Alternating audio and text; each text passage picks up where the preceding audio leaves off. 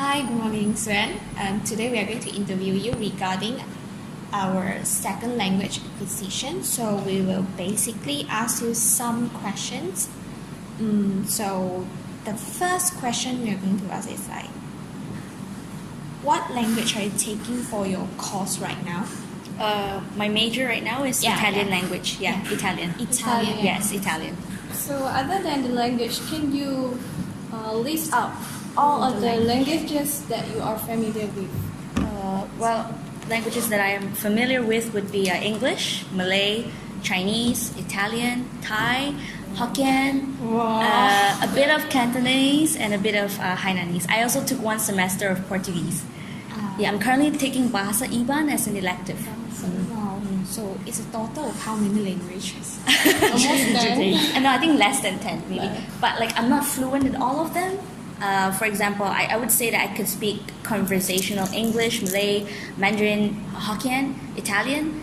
But for the rest that I've mentioned, not really. It could be passive instead of active. Like when I hear it, I understand, but I might not be able to speak it. I see. Yes. So what is your first language and how do you acquire first language? Well, I would consider English as my first language because when I was very young, I was exposed to English television programs, books, reading materials, and my parents would often speak to me in English. However, I would say that Hokkien can be considered as part of my first language as well. But English more because I'm more fluent in it, and I think in English and I dream in English. Oh, I see. And then, how do you learn your first language? I mean, like, is it through formal or informal sense? Or well, like for English? Yes. Yeah. Well, like to acquire, I've kind of mentioned it before, but to learn, I would say in a classroom context, yes, because we all take English in primary school and high school. But I've never went for extra classes because there wasn't a need to. But yes, I would usually read a lot. I read a lot of novels and listen to a lot of songs and read. I think reading would be learning. So it's basically an informal learning. Informal learning. But to be honest, when people ask me about like the rules of the English language, I'm not very good in it. I can't answer which tense is which. I only know. I do read a lot, but in terms of tense, which the rules. You only know it's correct because it sounds correct. You know how to use it, but you cannot explain. Yeah, exactly. I could relate to that. You can really totally. Yeah. So how do you learn your second language? And is it through formal or informal? Well, like we have to see like what I can consider as my second language. For example, I used like Malay used to be my second language because I use it a lot. Yeah. And then Chinese was my the third one because I only used Chinese Mandarin in school with my teachers and with my classmates. In Malay, I would use it a lot because I watched like a lot of Malay television programs as well. So I would say, like the question was, how did I learn or how did I acquire? Yeah, how did you learn in informal form or in? I think Malay would be more in a formal form. I would remember, classroom textbooks, and my mother would like force me to do like the suku kata and everything. So it was more formal, but I enjoyed it. How often do you use your first language? In what situations? Very often. Is it daily, right? Daily. Like when I'm thinking, or like when with my friends, because like for example, if they don't speak Chinese and they don't really like if they don't feel comfortable speaking Malay, we would use English as like the common language. And then furthermore, if you're studying like a European language, if you can't express that word in like for example Italian, you would have to use English with the foreign lecturers because perhaps they're not very good in Malay as well, not as well versed in Malay. So I would say in these situations, in most, except office, like official office uses, it would be Malay. Right? Yeah. And how often do you use your second language? Do you consider Italian as your second language or third, fourth? I would say for now it could be third or second. It depends on where I am. But in general, because second language, I mean, if you look it up on the internet, I'm not mistaken, like definitions of a second language, it doesn't have to be like, numerically positioned. It can be like any extra languages. So I would say yes, Italian would be my second language. Because I haven't been using Malay as much or Chinese as much as Italian because I've really focused in learning Italian for the past 3 years. So I would say that my Italian would be better than my Chinese or Malay for the moment. So So yes, it's basically your second. major It could be second. my second language for now. How often do you use it? Every day, or depends on the situation? Well, I use it when I'm speaking to my Italian friends. I would use it, or when I see my lecturers, or when I read, because I try to read as often as I can to improve my proficiency. So I would say, if like a percentage, I would say it's like 60% of the day. That's the maximum. Minimum will be 40%. It's quite a lot. Because I listen to Italian songs, that would be counted as using it too, right? Yeah. Oh, I see. Yeah, if it counts. You're still struggling. Really struggling hard in Japanese. Yeah. God. With patience, you guys can do it. I believe so. Yeah. Okay, thank No, it's you. question ignorant. And then, can we know what motivates you to learn your second language, or third language, fourth language, what motivates? Currently, when or where do you get what motivation? Is Italian your first choice? No, Oh, Italian was my fourth choice.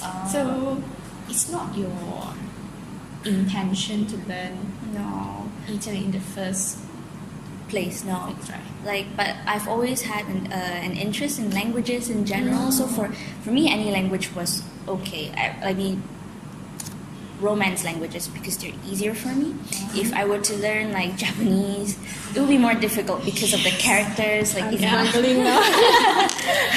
I understand it's difficult because you guys have like 4 writing systems. Yeah. But for Romance languages, because for example, I think English is my native language, so it's not the same, English and Romance languages, but they have similarities because they have like English have Latin roots, like a mix of Latin roots and like, other Germanic thing.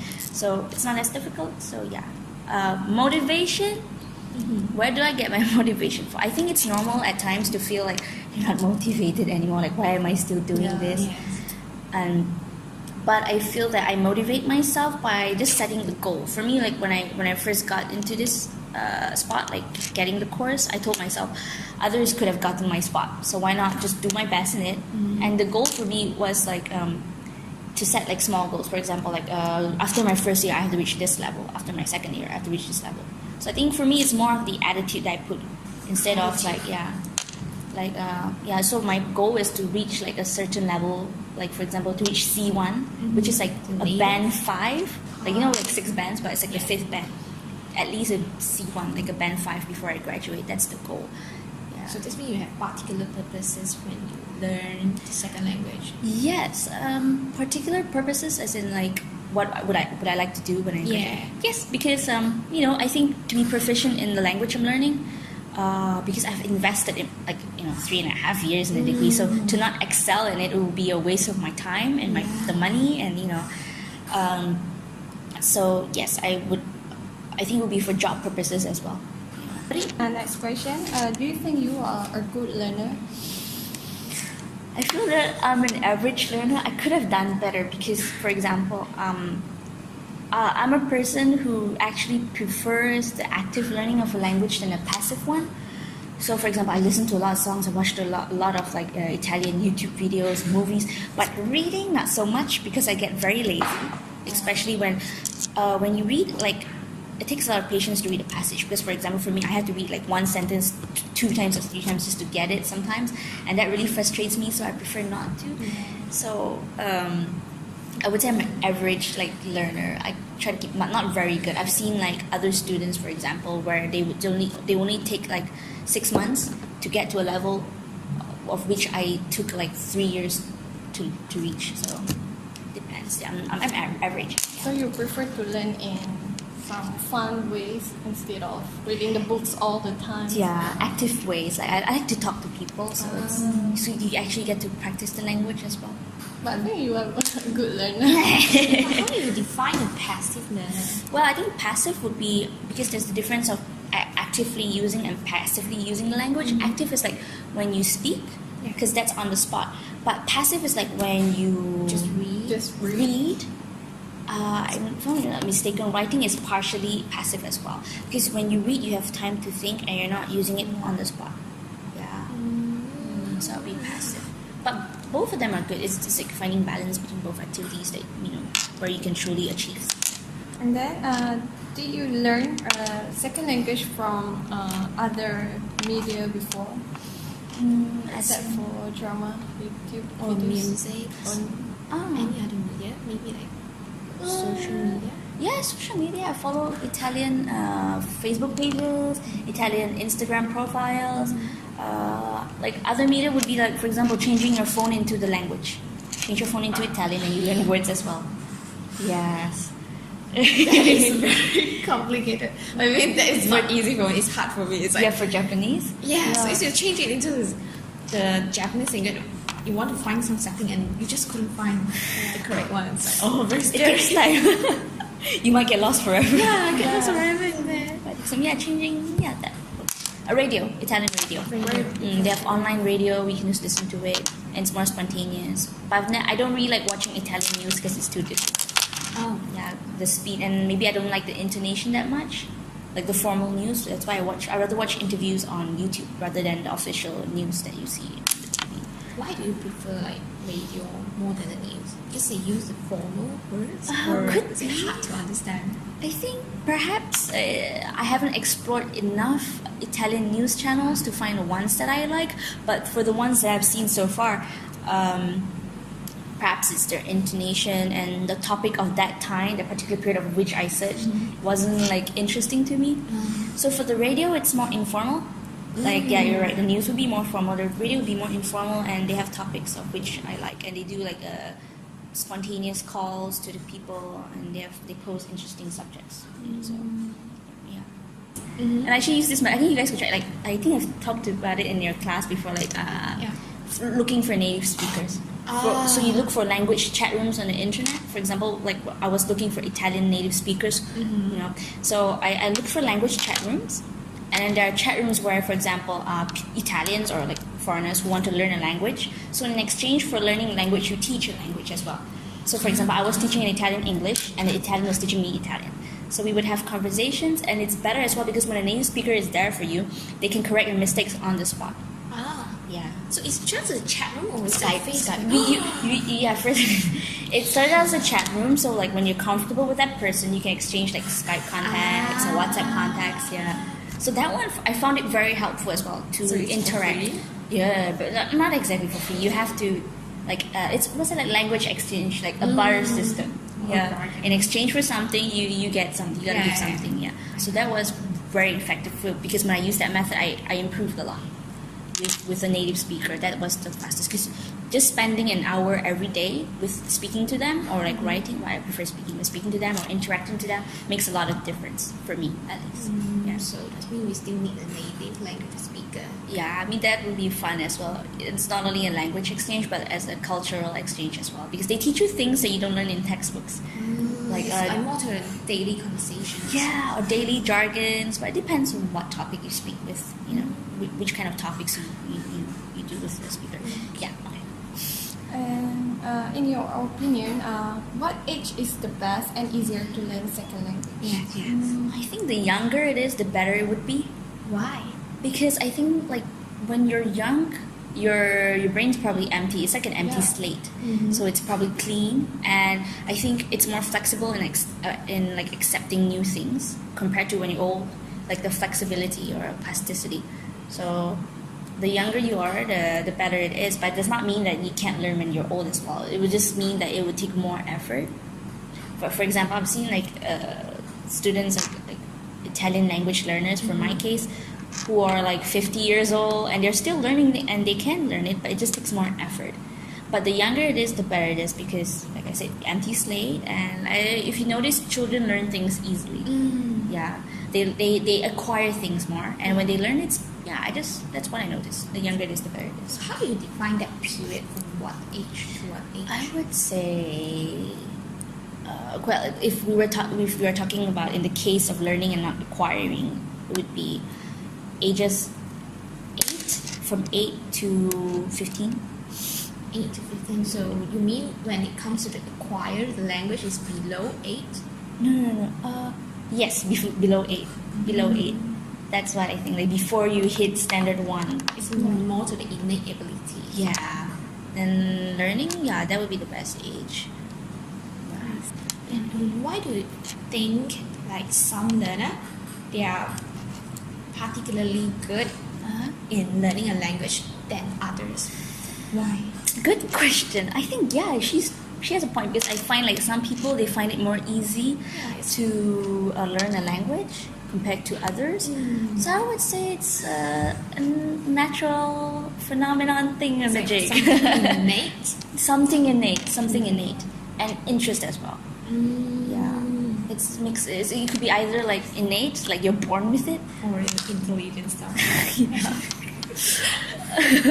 innate, or like your motivation, your attitude towards it. It can be more difficult to you if you learn more languages. It depends on what type of languages. For example, if I were to learn other Romance languages such as French or Spanish, it wouldn't be difficult. But I feel that yes, over time there may be situations where you can mix up like other words and phrases, and it might be confusing.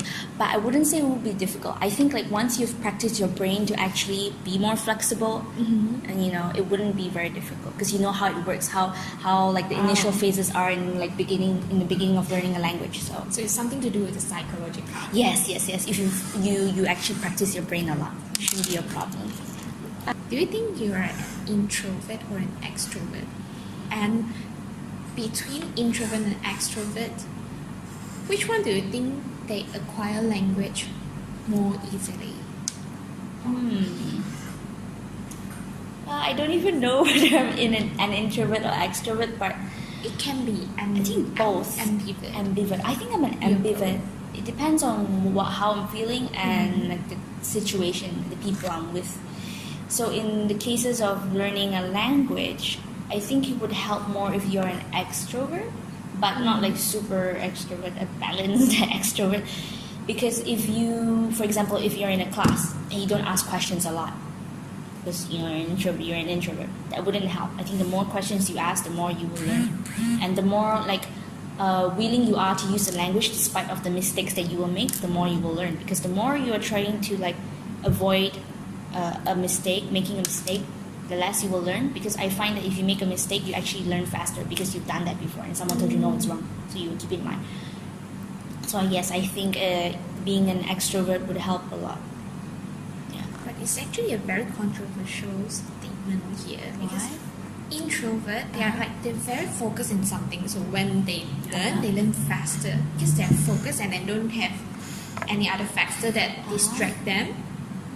For me, I think it's both lah. It still depends on the person itself. I guess so. But from like what I've experienced, because like introverts are like generally what I've observed, people who are really quiet, I think they would excel a lot in the writing part. Writing and reading part, wow. But in speaking part, they would be like, they would stutter a bit. It's not that as fluid or fluent as people who are extrovert. So it depends on which parts you excel in. Like you're introverts, they may be good in like reading or like writing, but maybe extroverts perhaps they would be better in listening and speaking. It depends. So for now, do you use first language or second language more? Which one is you often use? First language, still English. English. Why? If you are in Italy, so of course Italian. It would be the first language. But the thing is, it would still be the first language, English. But it depends. Because if I were in Italy, I would use Italian a lot, like basically all the time. But there are times, because like when I speak in Italian, I think in Italian. But there are moments when things get complicated and you tend to think in English. So I think at the end of the day, I still dream in English, so that would be the first language. I see. Thank you for that interview today, and maybe get a lot of consent from you, and thank you so much. It's so awkward. You're welcome. It was my pleasure. Come into